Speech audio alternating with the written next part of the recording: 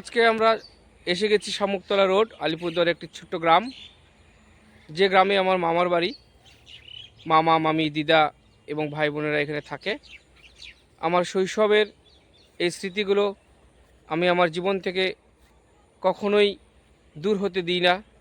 তাই মাঝে মাঝেই সময় পেলেই আমি চলে আসি এই গ্রামে।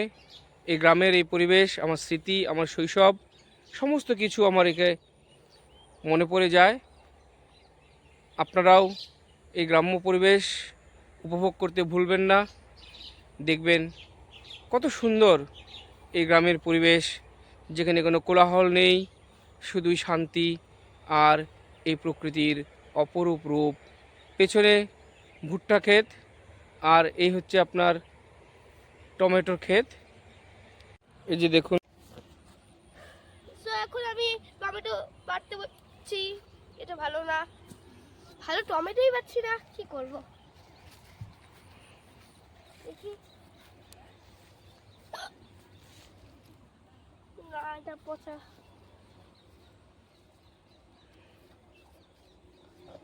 সো আমি এত খোঁজার পর আমি একটা ভালো জিনিস দেখেছি, একটা ভালো টমেটো খুঁজে পেয়েছি। হলো এই যে এটা, টমেটোটা বেশ ভালো।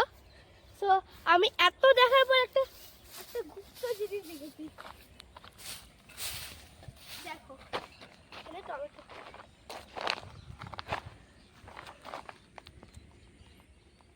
এই গুপ্ত জিনিস দেখার পর আমি আরো একটা টমেটো নিয়ে নিয়েছি এখান থেকে।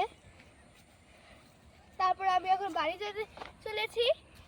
এখানে আমি সামুকতলা রোডে এসেছিলাম, আমার দাদুর বাড়ি। আমরা আজকে খুব মজা করেছি। আমার একটা ভাইও ছিল, একটা বোনও এসেছিল। আমরা ভাইটার সঙ্গে খুব করেছি। বোনটা কোলে আসতে চায় না, কি করব, আমরা ওর সঙ্গে খুব মজা করলাম। তো এখন আমাদের বাড়ি ফেরার টাইম হয়ে গেছে।